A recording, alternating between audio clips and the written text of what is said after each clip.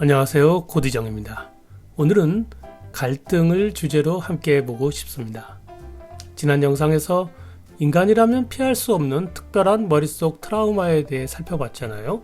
오늘은 타인과의 소통과 갈등을 살펴봅니다. 여러분도 아시다시피 인간은 육감, 점괘, 계시, 텔레파시로 소통하거나 갈등하는 초능력은 없습니다. 소통과 갈등은 언어를 통해 이루어지거나 언어로 해석됨으로써 생겨납니다. 결국 소통과 갈등은 머릿속에서 일어나는 사건입니다. 머릿속에서 일어나는 것이기 때문에 당연히 논리학이 솔루션으로 등장할 수밖에 없습니다. 그러므로 우리는 머리 안으로 들어가 봐야 합니다. 이제부터 머릿속 구조를 살펴보죠. 코디정 채널에서 우리가 반복적으로 살펴본 내용입니다. 기본 골격, 프레임, 형식은 모든 인간이 같습니다. 물론 내용은 사람마다 다릅니다. 간단하게 다시 살펴볼 건데요. 이 흥미진진한 논리 이야기를 나는 더 자세히 알고 싶다 라고 하신다면 얼마 전에 출간한 제 책 생각의 기술 바로 써먹는 논리학 사용법을 읽으시면 될 것 같습니다. 자, 이 문을 열어보지요. 머릿속입니다. 오해하지 마십시오. 뇌세포와 뇌신경을 탐색하자라는 건 아니고요. 인간 머리의 기능, 특히 언어의 기능을 살펴보자는 겁니다. 인간의 머리 안으로 들어가면 아주 단순한 구조가 보입니다. 이 세 가지입니다. 먼저 단어가 나타나고 그 다음이 문장입니다. 그런 다음 여러 문장이 나타나겠군요. 단어, 문장 단락에 대해 논리학은 각각 개념, 판단, 추론이라는 이름을 붙입니다. 단어가 개념이고요. 문장은 판단이고 단락은 추론입니다. 머릿속 능력으로 이름을 붙이면요. 각각 어휘력, 판단력, 추리력이 되겠습니다. 자, 화살표 방향을 보세요. 이 순서로 머리가 작동하고 이 순서로 중요합니다. 그런데 이 세 가지의 기능은 또 무엇인가요? 이것들은 머릿속에서 무슨 역할을 하는 걸까요? 간단합니다. 각각 의미, 생각, 그리고 생각의 도약입니다. 생각의 도약은 그냥 막 생기는 게 아닙니다. 생각을 점핑시키는 원리가 필요합니다. 조금 더 자세히 설명을 하면은요. 우리가 뭔가를 봅니다. 그러면 그 뭔가가 머릿속으로 들어오잖아요. 그걸 대상이라고 불러도 좋고요. 대상을 머릿속으로 가져온다는 점에서 직관이라고 하기도 하고요. 머리 안에 있는 것을 가리키는 뜻으로 인상이라거나 이미지라거나 표상이라고도 부릅니다. 그러면 머리가 일을 해야 하잖아요. 첫 번째 하는 일은요. 대상의 개념이라는 불빛을 비추는 겁니다. 우리가 문을 열고 방 안으로 들어왔잖아요. 머릿속입니다. 이 방은 컴컴합니다. 그런데 이 방에서 단어가 생겨나면 그 대상에 대해 의미가 탁 하고 켜지는 겁니다. 이해하시겠나요? 이렇게 전등만 켜져도 좋습니다. 철학자들이 말하기를 대상은 머리 안에서 개념의 아래쪽에 놓인다 라고 표현했던 게 이런 의미입니다. 그런데 우리는 2개 이상의 단어들을 연결할 수 있잖아요. 이렇게 단어들을 연결하는 행위가 바로 판단이요, 명제요, 그리고 생각. 지금 여기에서의 생각입니다.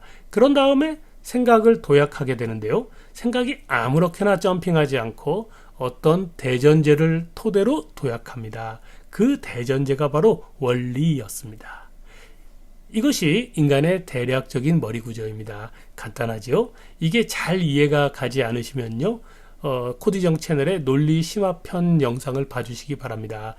생각의 기술 책으로는 140쪽에서 223쪽까지의 내용을 지금 간단하게 요약해 봤습니다. 그런데요. 여기 화살표가 지금 바뀌었네요. 화살표 방향이요. 머리 안에서 어떤 전등을, 어떤 불빛을 켜고 어떤 단어들을 연결할지에 대해서는요. 실제로는 대전제가 아주 막강한 영향력을 행사한다는 점이 우리 머리의 흥미로운 점이었잖아요. 이런 것을 발견하고 이해하고 기억하는 것이 바로 논리입니다. 무엇이 참이고 무엇이 거짓인지를 판별하는 논리학은 수학에서 다루는 것이고요. 그런데 우리는 이 이야기를 지금 왜 하고 있는 거죠? 네, 소통과 갈등에 대해 우리가 지금 이야기하고 있었습니다. 자, 여러분, 지금까지 이야기한 것은요, 손오공의 방, 손오공의 머릿속 안으로 들어간 거거든요. 그런데 사후종도 있고 저팔계도 있잖아요. 우리 인간의 인구가 80억입니다. 80억 명의 인간이 지구에 삽니다. 도대체 얼마나 많은 문을 열어야 하는 걸까요? 사람마다 문이 다릅니다. 물론 그 문을 열면 아까와 똑같습니다. 사람의 머릿속 누구든지 문을 열면은요, 단어, 문장 탈락입니다. 그런데 무엇이 달라졌을까요? 네, 불빛이 사람마다 다르겠지요. 단어가 한 개만 있는 게 아니잖아요. 무수히 많은 불빛이 머리 안에 있는데 그게 사람마다 다릅니다. 그래서 사람마다 생각이 달라지는 것이고요. 사실 생각까지 갈 필요도 없어요. 이렇게 단어들의 불빛에 의한 의미가 다릅니다. 무수히 많은 불빛이 머릿속에 있는데, 다시 말하면 무수히 많은 단어들이 머릿속에 있는데, 거기에서 엄청난 차이가 사람들 머릿속에 생기고 또 존재하게 되는 것입니다. 그런 다음 단어들이 연결될 거 아니겠어요? 그게 바로 생각이었잖아요. 당연히 생각도 달라지겠지요. 그런 단어와 문장 중에서 어떤 것들은 인간의 견해와 행동에 아주 압도적인 영향을 미치는 대전제가 되는데, 대전제도 사람마다 다릅니다. 똑같은 인간일지라도, 머리 안의 구조와 형식이 같을지라도 실제로 우리 머릿속은 정말이지 아주 다릅니다. 그래서 생각과 견해와 행동에서 사람들이 달라지는 것입니다. 그런 상황에서 우리가 소통도 하고 갈등도 겪습니다. 그런데 지난 영상에서 이 불빛, 이 연결, 이 대전제가 실제로는 내가 설치하고 선택하는 게 아니라 타인이 주입하고 설치하고 조정해 둔 것일 수도 있다라는 이야기를 했습니다. 그게 지적 트라우마였었죠. 지난 영상과 지금 영상은 내용적으로 이어진 것이니까 꼭 함께 시청해 주시기를 희망합니다. 이 머릿속 수많은 타인을 쫓아내야 하지만 점령군을 몰아내는 건 만만치 않습니다. 어쨌든 인간 머리 안의 구조를 잠깐 복습해 봤습니다. 자, 문을 닫고 나와보죠. 사람들은 갈등을 감정으로 이해합니다. 짜증, 분노, 미움으로 갈등을 다루죠. 그래서 얻는 건 없습니다. 논리적으로도 얻는 게 없고요. 실용적으로도 얻는 게 없습니다. 상대방이 여러분의 감정에 교화되는 것도 아니잖아요. 또한 갈등을 감정으로 이해하면요, 갈등의 또 다른 본질이 감춰집니다. 즉, 갈등을 겪는 적대자, 내 머리 바깥의 적과 막 감정적으로 맞서다 보면은요, 내 머리 속에도 적대자가 있고 내 머릿속에도 타인이 있거든요. 내 머릿속에 더 깊은 갈등이 은폐됩니다. 지난 영상에서 자세히 다룬 것처럼 내 머릿속에는 수많은 타인이 있고, 그래서 내 생각과 견해가 실은 내가 선택한 생각과 견해가 아니라 타인이 주입한 생각과 견해일 수 있잖아요. 갈등 상황에서 생겨난 감정도 실은 내 감정이 아니라 내 머리를 점령한 타인, 점령군의 감정일 수도 있다는 말씀입니다. 게다가 이런 머릿속 갈등은 타인의 머리 안에서도 마찬가지로 일어납니다. 내가 타인에게 점령되었다면 상대방도 타인에게 점령되었을 것입니다. 머릿속을 점령한 점령군이 서로 다르기 때문에 어쩌면 우리는 그 이유 때문에 갈등을 겪게 되는 것일 수도 있거든요. 여러분 생각해 보십시오. 오래전에 아주 큰 갈등을 겪고 심한 다툼을 벌였는데 세월이 흘러 도대체 왜 싸웠는지조차 기억나지 않는 경우 있잖아요.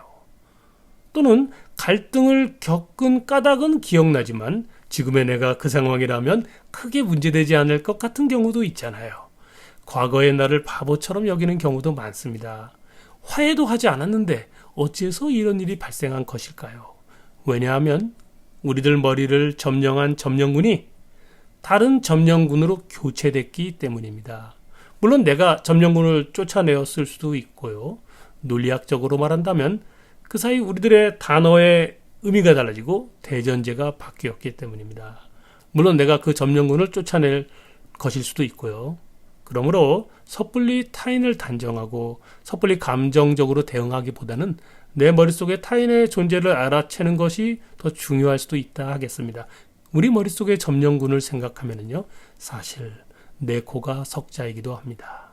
그래서 감정적으로 이 갈등을 다루지는 말자라는 이야기이기도 하고요. 우리는 타인과 소통할 수 있습니다. 왜냐하면 상대방의 머릿속도 별 수 없기 때문입니다. 나와 같습니다. 그래서 논리 구조를 이용해서 대응해야 하는 것이고요. 그래서 또 논리 지혜가 필요한 것입니다. 타인과 잘 소통하기 위해 혹은 갈등을 잘 통제하기 위해 이제부터 실무적인 이야기를 해보겠습니다. 대단한 이야기는 아니고요. 굉장히 실무적인 이야기입니다. 첫째, 단어의 크기와 선명함을 일치시키십시오. 단어, 문장, 단락 중에서 먼저 단어에 집중하는 게 좋습니다. 가장 쉽게, 그리고 가장 효과적입니다. 함께 생활하는 사람끼리 단어의 크기와 선명함을 일치시키는 거 아주 중요하다는 이야기인데요. 그러면 인간의 머릿속을 지배하는 대전제도 비슷해질 수 있습니다. 단어는 머릿속에서 의미를 만들어내는 기능을 합니다. 똑같은 단어가 머릿속에 있고 똑같은 단어를 사용하더라도 생각이 어긋나는 체험 우리 많이 하잖아요. 왜냐하면 사실 같은 단어여도 사람들 머릿속에서 의미가 다른 상태이기 때문입니다. 우리는 이런 사정을 자주 깜빡하고 잊어버립니다. 단어는, 즉 개념은 머릿속에서 세 가지 특징을 갖습니다. 개념의 3요소라고도 하는데요. 먼저 모든 단어는 의미의 크기를 갖습니다. 그게 사람마다 다를 수 있잖아요. 크기를 일치시키십시오. 그러면 소통이 잘 되고 갈등이 줄어듭니다. 단어마다 의미가 갖는 선명함의 세기가 다릅니다. 당연히 이런 선명함이 사람마다 다를 수밖에 없고 그 선명함을 일치시키십시오. 의미의 크기와 선명함이 같아진다면 생각과 견해도 비슷해지고요. 오해도 줄어들고요. 당연히 소통도 쉬워집니다. 세 번째, 단어는 다른 단어들과의 관계에서 어떤 소속을 갖습니다. 사람들 머릿속에서 어떤 질서를 가지려면 많은 경험이 필요하고 시간이 많이 걸립니다. 그래서 이것을 어떤 조직 내에서 일치시키려면 교육과 학습이 필요하겠지요. 하여튼 장기 플랜이 될 것으로 보입니다. 소통과 갈등 문제는 지금 당장의 문제잖아요. 장기적인 플랜으로 말하면 유용하지 않겠지요. 그래서 이 부분은 그냥 넘어가겠습니다. 많은 시간이 소요되는 단어의 소속까지는 어렵더라도요. 단어의 크기와 선명함을 일치시키는 그런 대응은 적은 시간에도 가능합니다.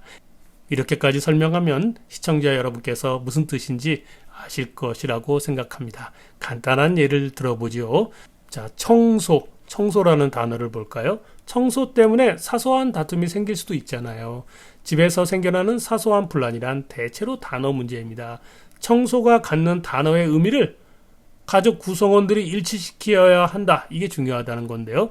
어디까지가 청소인지, 대충 보기 좋게 치우는 게 청소인지, 바닥에 먼지, 책상 위에 내려앉은 먼지, 이런 것까지 치우는 게 청소인지요. 자녀에게 거짓말을 하지 말라고 가르치는 경우 있지 않습니까? 그 거짓말이라는 단어의 의미가 단순히 사실을 다르게 표현한 것을 뜻하는 것인지, 과장까지 거짓말을 포함한다는 것인지, 나쁜 행위로서 거짓말만을 말하는 것인지를 분명하게 가르쳐야 한다는 것입니다. 거짓말이라는 단어가 갖는 크기를 정의해주고 그 의미가 모호해지게 방치되도록 하지는 말자는 것이지요. 직장이나 조직 생활에서는 성공과 성과가 중요합니다. 그렇다면 어느 정도의 크기까지를 성공으로 볼 것인지를 일치시켜야 합니다. 숫자 혹은 선명한 상황으로 제시하는 것이 중요합니다. 만약 이 단어의 의미를 모호하게 놔두면 조직 내에서 서로 다른 의미로 성공과 성과를 이해할 수 있습니다. 그럼 당연히 갈등이 생겨나지요.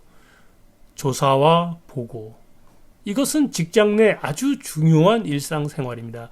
조사란 무엇이며 보고는 어떤 의미인지 조직 내에서 일치시킬 필요가 있습니다. 사실 회사 생활이라는 거는요, 대체로 보고 생활이잖아요. 사원은 과장에게, 과장은 부장에게, 부장은 임원에게 보고하느라 시간을 다 보내지 않습니까? 잘못된 보고하면 혼납니다. 보고를 잘하는 사람이 승진합니다. 그런데 사람마다 보고라는 단어의 의미를 머릿속에서 다르게 이해할 수 있습니다. 보고가 가장 중요한 업무임에도 불구하고 말이죠. 거기에서 어긋날 수 있다는 것이죠. 그래서 어디까지가 보고인지를 정확하게 이야기를 하면서 그 크기를 일치시킬 필요가 있다는 것입니다. 조직 내에서 단어의 크기와 선명함을 일치시키지 않기 때문에 어떤 이는 열심히 일을 하고서도 욕먹고 어떤 이는 수고를 조금만 함에도 불구하고 칭찬을 받습니다. 이게 갈등을 일으키겠죠. 업무의 처리에서 이 처리라는 단어가 갖는 의미를 조직 내에서 일치시킬 필요도 있겠죠. 어느 정도까지 일해야 처리로 볼 것인지요. 이처럼 조직 내 갈등을 줄이고 소통이 잘 이루어지도록 하기 위해 단어의 의미를 일치시킵니다. 대체로 그런 단어들은 아주 오랜 세월 인류가 경험한 그런 지식에 관합니다. 창의성과는 무관하거든요.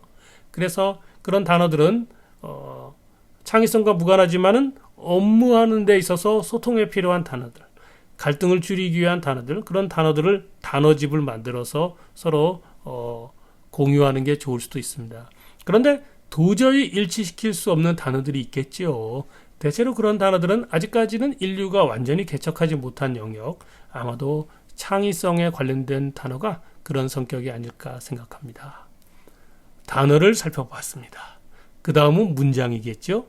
무엇이든 판단을 해야 합니다. 앞에서 말한 것처럼 논리학은 판단이 생각이고 생각은 문장을 뜻한다고 논리학이 가르칩니다. 그러므로 단어에 만족하지 마시고요. 습관적으로 문장으로 표현해야 합니다. 물론 그렇게 표현하면 대체로 오류와 실패를 겪게 될 가능성 큽니다. 그러나 판단을 해야 실패에서 얻는 게 생깁니다. 판단이 없으면 반성을 못해요. 반성할 생각이 없으니까는요. 판단 없는 실패는 고통스러울 뿐 반성할 것도 없기 때문에 교훈도 주지 못합니다. 그래서 막연한 생각은 도움이 되지 않는다라는 것입니다. 단어에 숨지 마십시오. 소통에서도 마찬가지로 오류가 있다면 정정해야 합니다. 판단하지 않고 그냥 단어의 막연한 의미에 머문다거나 인상과 이미지에 의존하면 소통에서도요, 오류를 정정하지 못합니다. 오류가 정정이 안 되니까 또 갈등이 생기고 심화될 수 있습니다. 다음으로 많은 생각들을 연결하고 머릿속에 나타나는 많은 단어와 문장과 문장들의 나타남과 그런 연결, 이것에 영향을 미치는 원리, 대전제를 살펴보겠습니다. 대전제가 머리를 지배합니다. 이것은 코드정 채널에서 지속적으로 말씀을 드렸던 내용이지 않습니까? 똑같은 것을 보고 똑같은 판단을 내렸는데 사람들의 견해와 주장이 다릅니다. 그 까닭은 사람들 사이의 대전제가 다르기 때문입니다. 그렇기 때문에 사람들의 대전제를 잘 관찰해야 합니다. 대전제를 관찰하면 상대방의 견해와 행동을 이해할 수 있습니다. 당연히 갈등의 심화를 방지할 수 있겠지요. 대응 방안 생각할 수 있습니다. 대표의 대전제는 무엇이지? 부장과 팀장의 대전제를 생각해 보면 예측이 어느 정도 가능합니다. 부하 직원의 대전제를 관찰하면 그 직원의 견해, 행동, 불만, 만족을 예측할 수 있습니다. 대전제를 관찰했는데 상대방의 머릿속의 대전제가 그 사람의 원리가 나와 적대적이라면, 즉 나의 대전제와 충돌하고 갈등을 피할 수 없는 경우라면 어떻게 하시겠습니까? 대전제가 적대적이면 상대방을 나와 같은 견해로 설득하는 것은 불가능합니다. 이것은 너무나 중요한 얘기죠. 하지만 제 책 생각의 기술에 아주 상세히 설명되어 있고요. 이걸 이야기하자면 1시간이 더 필요하기 때문에 더 상세한 설명은 생략하도록 하겠습니다. 어쨌든 설득은 불가능합니다. 그러므로 설득하는 행위는 시간 낭비에 불과합니다. 애쓰지 말고 현상 유지를 합니다. 상하 관계에서는 명령하거나 복종합니다. 대등한 관계에서는 거리를 유지합니다. 그것이 옳기 때문이 아니라 현상 유지가 필요하기 때문입니다. 어째서 현상 유지를 하는 것일까? 인간의 머릿속에는 대전제가 하나만 있는 게 아니기 때문입니다. 머릿속에는 수많은 대전제가 있고 그런 대전제끼리 우선순위 다툼을 벌입니다. 현상 유지를 하다 보면 적대적인 대전제가 아니라 우호적인 대전제, 나에게 유리한 대전제가 나타날 때가 있고 그때가 설득의 시점입니다. 그러므로 당장은 기다립니다. 사람들이 자주 까먹습니다마는 대전제가 우호적인 사람과의 관계가 적대자보다 중요합니다. 그 사람에게 인정받기 위해 노력합시다. 우호적인 사람이 나를 도와주고 걱정하고 챙겨주는 것이지 적대적인 사람이 나를 도와주고 챙겨주지는 않기 때문입니다. 그러나 나를 정신적으로 더 성장시키는 사람들은 적대자들입니다. 내 머리 바깥에 적대자들의 생각과 의견을 잘 경청하다 보면은요, 내 안에 타인과의 싸움에서 무기가 될 수도 있고요. 내 대전제를 더 건전하게 만들어줄 수도 있기 때문입니다. 지금까지 논리학 지식과 지혜로 갈등을 다뤄봤습니다. 인간의 의견이란 참 혹은 거짓이 아니라 참과 거짓이 섞인 조성물입니다. 감사합니다.